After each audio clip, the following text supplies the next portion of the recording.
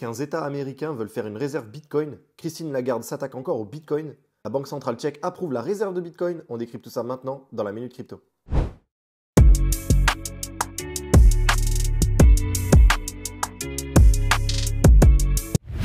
Bienvenue dans ce nouvel épisode de la Minute Crypto, votre rendez-vous journalier pour tout comprendre sur l'univers des cryptos en moins de 15 minutes. Aujourd'hui on a du très lourd, alors installez-vous bien, c'est parti.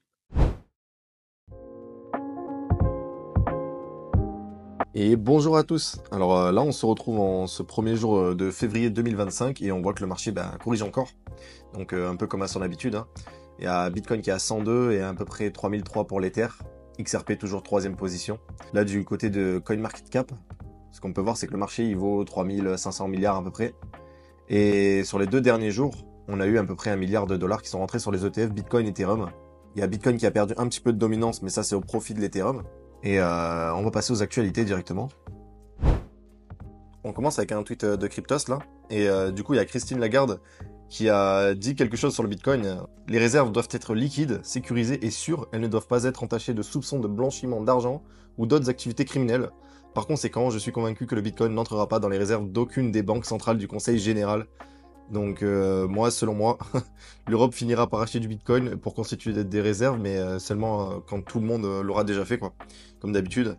L'Union européenne a besoin de Bitcoin, c'est ce que répond CZ, en accusant Christine Lagarde de détruire l'Europe. Les politiciens changent, le Bitcoin reste. C'est ce qu'a tweeté encore CZ, le fondateur de Binance, c'est un grand malade. Il y a 1 million d'USDT qui ont été encore émis par Tether, donc techniquement c'est une expansion de la supply là, donc c'est qu'il y a des nouveaux dollars qui entrent sur le marché. Il y a MicroStrategy qui augmente sa levée de fonds à 584 millions de dollars pour acheter encore plus de Bitcoin. Les parents de Sam Bankman-Fried, donc ça c'était l'ancien CEO de FTX, demandent une grâce présidentielle à Donald Trump pour leur fils. On espère qu'il en fera rien, parce que franchement il mérite d'être en prison. L'inflation US conforme aux attentes, donc à 2,6%, donc on se rapproche petit à petit des 2%.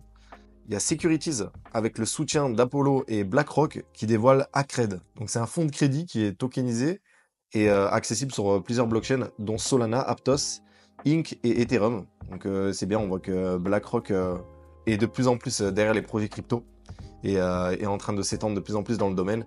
Il y a World Liberty Finance, donc le projet de la famille Trump qui a acheté 2900 Ethereum, donc d'une valeur de 10 millions de dollars environ. La SEC approuve l'ETF spot combinant Bitcoin et Ethereum de Bitwise. Alors ça c'est super, parce que si on commence à avoir des ETF mêlant plusieurs cryptos à la fois, peut-être qu'à l'avenir on verra un ETF sur le top 10, voire même le top 50 des cryptos. Un peu comme un Eurostock 50 ou un CAC 40 des cryptos, ce serait pas mal. Et ça peut éviter toute l'énorme volatilité si on est exposé sur plus en plus d'actifs en même temps sur le même ETF. Ça c'est vraiment bien, comme un SP500. La SEC reporte sa décision sur la transformation de Grayscale Digital Large en ETF. Donc en fait, c'est un fonds de Grayscale qui inclut du Bitcoin, l'Ether, l'XRP, le Sol et le ADA. Si vous voulez, en fait, la différence entre un ETF et un trust, en fait, un ETF c'est plus liquide et ça suit mieux le prix réel des cryptos et c'est public aussi, tandis qu'un trust c'est privé en fait, ça apparaît pas comme ça de partout sur tous les brokers et tout. Et ça peut avoir des écarts de prix très importants comparé à l'actif sous-jacent derrière. Donc là, encore une fois, Grayscale qui dépose une demande pour convertir son trust Dodge lancé aujourd'hui en ETF spot. Et cette fois, c'est 21 Shares qui dépose une demande pour un ETF Polkadot. Donc là, on voit que niveau des ETF altcoin, là, ça avance de tous les sens. Il y en a plein qui commencent à faire des demandes. La Banque centrale tchèque approuve la proposition d'analyse de création d'une réserve stratégique de Bitcoin, donc c'est incroyable.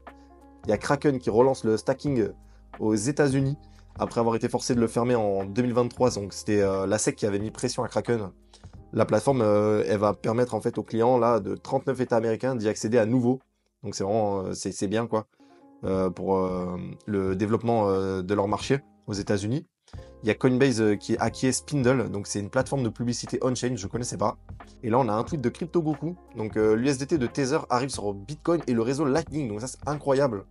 Il y a Paolo Ardoanos qui annonce lors d'une conférence au Salvador que c'est le plus grand stablecoin au monde, donc ça on le sait déjà, par capitalisation on parle, et il s'intégrera désormais au réseau Bitcoin, donc waouh, moi j'aurais jamais pensé que c'était possible de voir ça un jour, et du coup il a dit que aujourd'hui ça c'est une nouvelle ère en fait sur les stablecoins, et que des millions de personnes pourront désormais utiliser la blockchain la plus ouverte, la plus sécurisée, pour envoyer des dollars dans le monde, donc en parlant de la blockchain de Bitcoin, qui est actuellement, oui, la plus sécurisée et la plus décentralisée du monde, du coup. C'était Elizabeth Starr qui nous a dit ça, donc c'est la CEO de Lightning Labs, donc du Lightning Network. Et ouais, c'est incroyable de voir un stablecoin ERC20, donc arriver sur Lightning et Bitcoin. Moi, j'aurais jamais pensé que ça aurait été possible un jour. Et du coup, au passage, on a Tether qui a atteint la barre des 13 milliards de bénéfices en 2024. C'est un truc de dingue. Donc là, c'est Deepwell qui nous partage que en tout, c'est 15 États américains qui ont soumis un projet de loi visant à créer une réserve stratégique de Bitcoin. Donc là, il nous a même montré cette image. Et ouais, c'est beaucoup plus parlant. Là, on voit que vraiment ça commence à prendre de l'ampleur. Et du coup, voilà, c'est tout pour aujourd'hui dans la Minute Crypto. Si vous avez aimé, pensez à vous abonner, activer la cloche, liker, commenter et partager.